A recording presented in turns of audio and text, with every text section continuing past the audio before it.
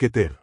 Los SCP de clase Keter son el peor dolor de cabeza de la Fundación. Son tan difíciles de contener que basta un pequeño error para que todo salga terriblemente mal. No significa que siempre sean los más poderosos, sino que mantenerlos bajo control es un desafío constante. Un buen ejemplo es SCP-682, el famoso reptil R. Odia prácticamente toda forma de vida. Sin importar cuántas veces intentan eliminarlo o reforzar su celda, siempre encuentra la manera de adaptarse y escapar. Por eso la Fundación nunca deja de buscar nuevas formas de contenerlo. Otro caso es SCP-106, conocido como el Anciano. Aunque permanezca encerrado en una celda reforzada, puede atravesar paredes como si no existieran. Su pasatiempo favorito es arrastrar personas a su dimensión de bolsillo, de donde muy pocos regresan. En pocas palabras, los SCP-Keter son anomalías cuya contención nunca está realmente garantizada. Euclid. Los SCP de clase Euclid son como esa persona que nunca sabes con qué va a salir. A veces permanecen completamente tranquilos, otras veces, un pequeño error basta para convertir la situación en un desastre. Contenerlos requiere atención constante, porque su comportamiento no siempre es predecible. Un buen ejemplo es SCP-173, la famosa estatua. Mientras alguien la esté mirando, no se mueve ni un centímetro. Pero basta con parpadear para que se lance sobre su víctima en un instante. Por eso nunca puede quedarse sin vigilancia. Otro caso es SCP-049, el Doctor de la Peste. Está convencido de que existe una misteriosa enfermedad que solo él puede curar.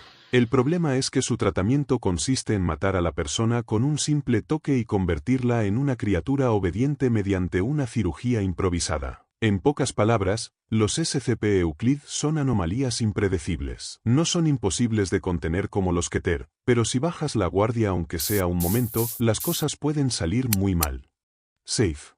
Los SCP de clase Safe son los más fáciles de contener. No porque sean débiles o inofensivos, sino porque, mientras se sigan las reglas correctas, normalmente no causarán problemas. Es como guardar algo valioso bajo llave. Si nadie lo toca, todo sigue en orden. Un buen ejemplo es SCP-500, un pequeño frasco con píldoras rojas capaces de curar casi cualquier enfermedad conocida.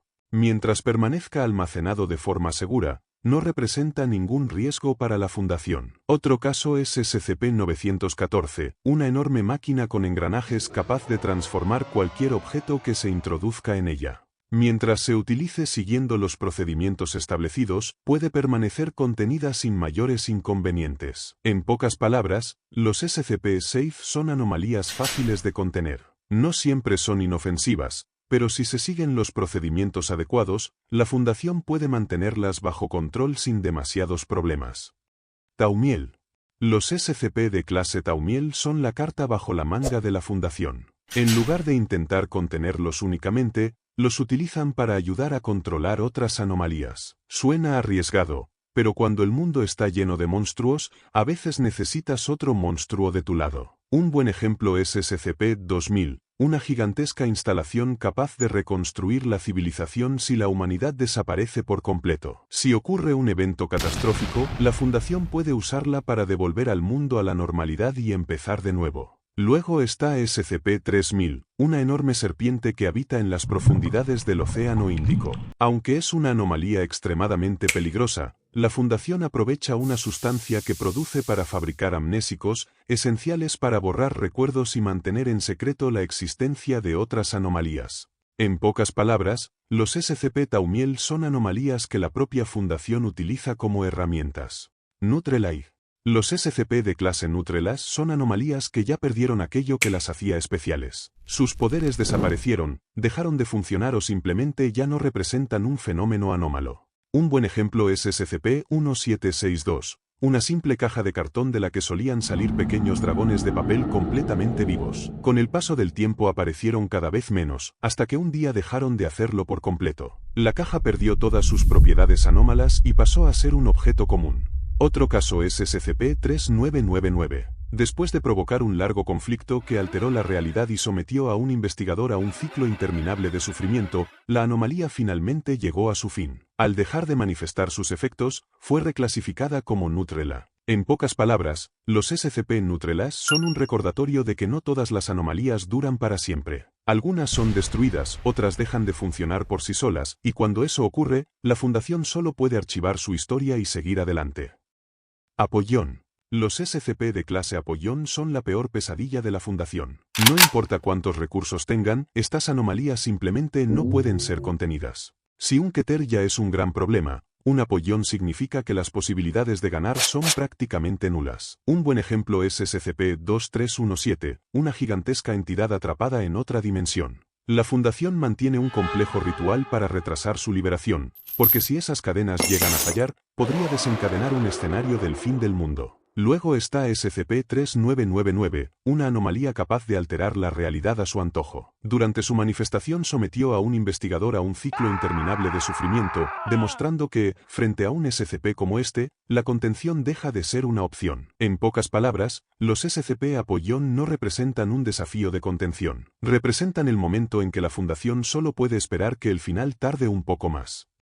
Archón.